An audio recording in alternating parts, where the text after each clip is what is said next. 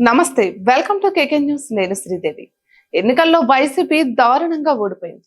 175 స్థానాలకు గాను 11 సీట్లకే పరిమితమైంది. వైసీపీకి కనీసం ప్రతిపక్ష హోదా కూడా దక్కలేదు. ప్రజలు దారుణంగా తిరస్కరించారు. దీంతో వైసీపీ పని అయిపోయిందని అంతా భావించారు. ఇక ప్రజలు వైసీపీని గుర్తించారని అంచనా వేశారు. అదే సమయంలో పార్టీకి భవిష్యత్తు లేదని భావిస్తున్న నేతలు ఒక్కొక్కరు పార్టీకి గుడ్ బై చెప్తున్నారు.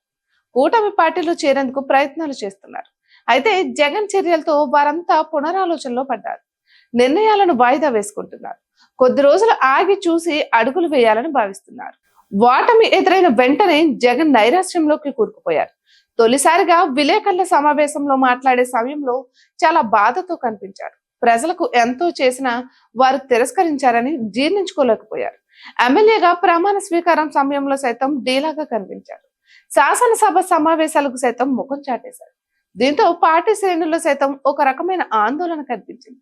ఇక జగన్ ప్రజల్లోకి వస్తారా, ప్రజలు ఆదరిస్తారా అన్న అనుమానం ప్రారంభమైంది. ఓటమి తర్వాత చాలా మంది వైసీపీ నేతలు పార్టీకి గుడ్ బై చెప్పారు. వైసీపీ హయాంలో పదవులు అనుభవించిన వారు సైతం సైలెంట్ అయ్యారు. పార్టీకి భవిష్యత్తు లేదని భావించిన వారు పక్కచూపులు చూస్తున్నారు. ఇక సరిగ్గా ఇటువంటి సమయంలోనే జగన్ స్ట్రాటజీ మార్చారు.